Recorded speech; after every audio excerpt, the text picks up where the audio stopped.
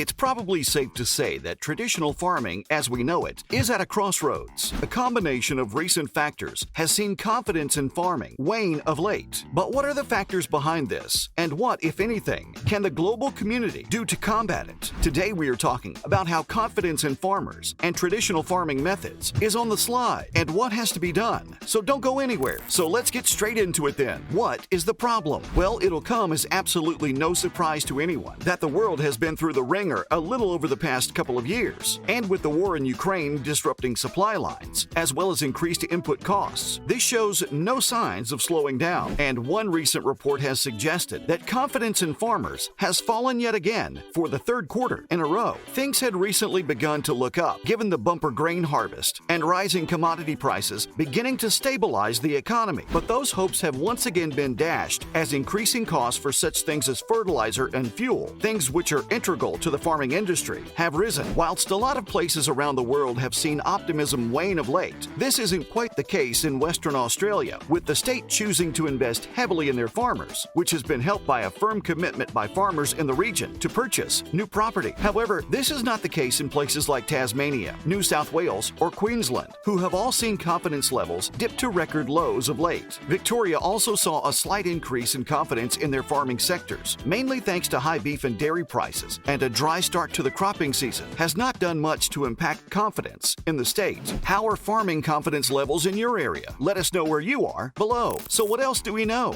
Let's see. The aforementioned report actually took into account the opinions of 1,000 primary producers in Australia, and there was one issue overall which they referenced as having a negative effect on the country's farming industry: the war in Ukraine. Australian farmers' main concern is higher input costs, but around 25% of farmers actually thought it might benefit the market, as reduced supply actually means prices could stay high. Rather unsurprisingly, this view was mostly felt throughout the grain industry. At the moment, projections for the next year or so seem stable, and almost 30% of farmers surveyed actually thought business conditions might improve going forward. This is still down on the previous quarter, but not as much as some might have thought. More than 50% of those interviewed expect things to stay largely the same going forward. But in general, these statistics mean declines in confidence in most areas over the last 3 quarters. This echoes sentiments last seen a couple of years back, as the Australian government treated the island like a prison, with no one coming in or out, thanks to the ongoing COVID pandemic.